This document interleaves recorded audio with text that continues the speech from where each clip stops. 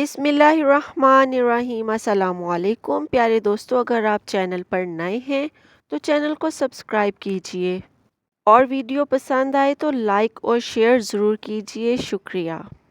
دعا ہماری زندگی میں بہت اہمیت رکھتی ہے۔ نبی کریم صلی اللہ علیہ وآلہ وسلم نے فرمایا، اللہ تعالیٰ کے ہاں دعا سے زیادہ قابل قدر کوئی چیز نہیں۔ میں نے دھیمی آواز میں کہا، میں رائے گاہ جا رہی ہوں میرے اللہ۔ اور اللہ نے بڑی محبت سے سورۃ والضحیٰ میں جواب دیا، تمہارے رب نے تمہیں ہرگز نہیں چھوڑا اور نہ ناراض ہوا ہے، اور یقین جانو کہ عنقریب تمہارا پروردگار تمہیں اتنا دے گا کہ تم خوش ہو جاؤ گے۔ ہماری کچھ دعاؤں کی قبولیت کا راستہ بہت مشکل ہوتا ہے، اور پتہ ہے اللہ پاک یہ راستہ مشکل کیوں کرتا ہے؟ تاکہ جب وہ نعمت تمہیں ملے تو ہم اس کی قدر کر سکیں۔ وہ نعمت اتنی بڑی اور خاص ہوتی ہے کہ اللہ چاہتا ہے کہ ہم کہیں اپنی ناشکری میں اس کی اہمیت نظر انداز نہ کر دیں۔ بس اسی لیے کچھ سفر زیادہ کٹھن ہوتے ہیں، لہٰذا مایوس نہ ہوا کریں۔ منزل کا سکون راہ کی مشکلیں بھلا دیتا ہے۔ اللہ نے تمہاری مٹھی کو بنایا ہی بھرنے کے لیے ہے، وہ پھر اسے کبھی خالی نہیں رہنے دے گا۔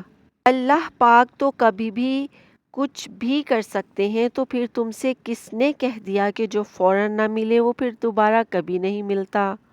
اللہ تمہاری پکار کا انتظار کر رہا ہے، اس کے لیے تمہارا مقدر موڑنا کیا مشکل ہے، جس نے مشرق اور مغرب موڑ رکھے ہیں۔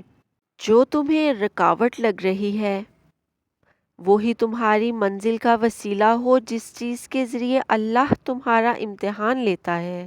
اختتام میں اسی چیز کو بہتر بنا کے تمہارے لیے صلہ رکھ دے۔ اللہ تعالیٰ ہمیں بتا رہے ہیں کہ میرے بندو، تم پر جب کوئی ایک مشکل آتی ہے تو اس کے ساتھ ہم تمہیں ایک آسانی بھی دیتے ہیں۔ اس کا صرف یہ مطلب نہیں ہے کہ ہر مشکل کے ساتھ آسانی ہے، بلکہ دہرانے سے اس کا یہ مطلب بنتا ہے کہ مشکل ایک ہی ہوگی، مگر انسان کو اس کے ساتھ بار بار مختلف آسانیاں بھی ملیں گی۔